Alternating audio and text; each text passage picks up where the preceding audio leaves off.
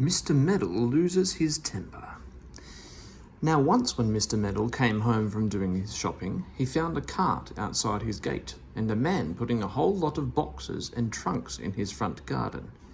"Hey!" shouted Mr. Meddle, "what are you putting these things in my garden for? Take them away." "I'm putting them in the garden because I can't make anyone here in the house," said the man, putting another box into the garden. "These things are labelled for your house. I can't get them into the house, so I'm leaving them in the garden." "Oh, no, you're not," cried Meddle. "It's a mistake. These are not for me. I've ordered nothing from any shop. Take them out again."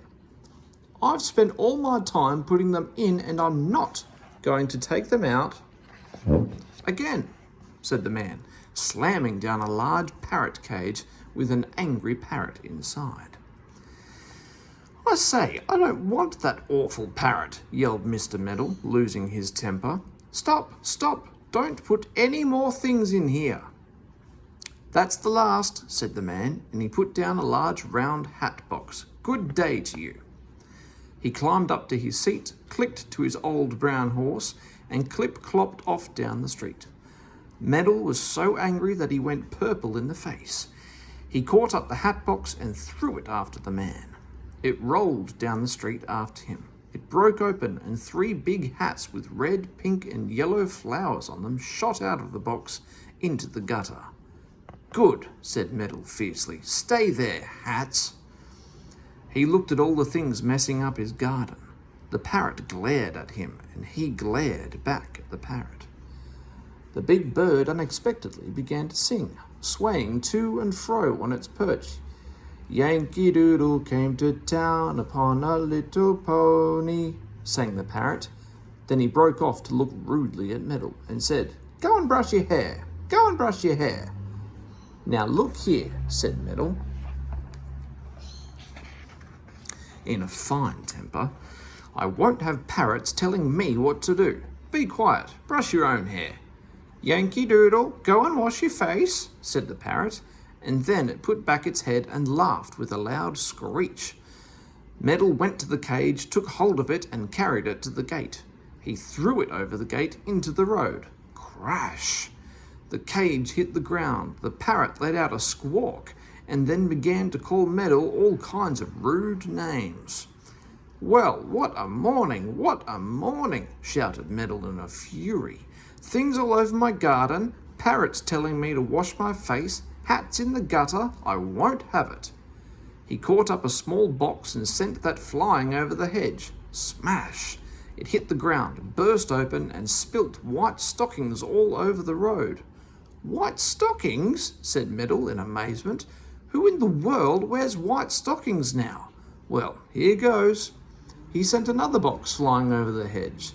It spilt open and soap, scent, toothbrushes, creams, hairpins, and all kinds of things burst out of it. Meddle giggled. It was funny to see such an odd crowd of things in the road. Then he went quite mad and threw everything else over the hedge too. Bang! That was a big trunk. Crash! That was a wooden box. Smash! That was a bag with something breakable inside. My word, what a game. "That'll teach people to pile up my garden with things that don't belong to me," cried Meddle, thoroughly enjoying himself. By this time, quite a crowd had come along, and everyone was watching Meddle in greatest surprise. "Help yourselves," cried Meddle, looking over the gate. "They don't belong to me. Help yourselves." At this moment, a cab drew up nearby and a rather fat old woman looked out. She saw Meddle and waved to him. "Meddle, Meddle, I'm so pleased to see you. I hope you didn't forget I was coming today to stay with you. You wrote me such a nice letter, but you're so forgetful, aren't you?" Meddle stared at the large old lady getting out of the cab with a big umbrella and red bag. "Aunt Jemima!" he cried. "Oh!" Aunt Jemima looked round and saw the crowd of people. She saw the trunks, bags and boxes in the road, spilt and bursting. She saw the parrot's cage all on one side with the parrot squawking for all he was worth. "Go and clean your teeth! Go and clean your teeth!" "My parrot!" screamed Aunt Jemima. Who put him out there in the road, all on one side?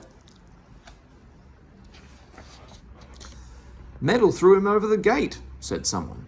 Threw him over the gate, said Aunt Jemima, in a truly dreadful voice. And who threw all these boxes and trunks of mine out here? Meddle did, shouted everyone. Meddle, do you mean to say that you threw all my goods into the road like this? Said his Aunt Jemima, her red face going even redder. I forgot you were coming, Aunt Jemima, stammered Meddle. A man brought these things into my garden when I was out, and I didn't think of them being yours. I lost my temper and threw them over the hedge. Meddle, I'm going to lose my temper too, said Aunt Jemima. When you were a naughty, meddlesome little boy, I had to spank you. And, Meddle, I feel that's what I'm going to do now. Come here. But Meddle didn't come. He went. Down the street he went like lightning. His Aunt Jemima snorted. Well, I can wait till he comes back, she said. Cabman, pick up all these things and take them into this house for me. I'll take the parrot, poor darling. Go and clean your shoes. Go and clean your shoes, said the parrot softly, and tried to rub its head against Aunt Jemima's fingers. You clever thing, said Aunt Jemima. Wait till I get hold of Meddle. I'll teach him to throw parrots into the road. Lost his temper indeed. Wait till he sees me lose mine. He'll get a fine shock. Poor Meddle. He doesn't dare to go home, and Aunt Jemima is quite determined to stay till he does. So what's going to happen, do you think?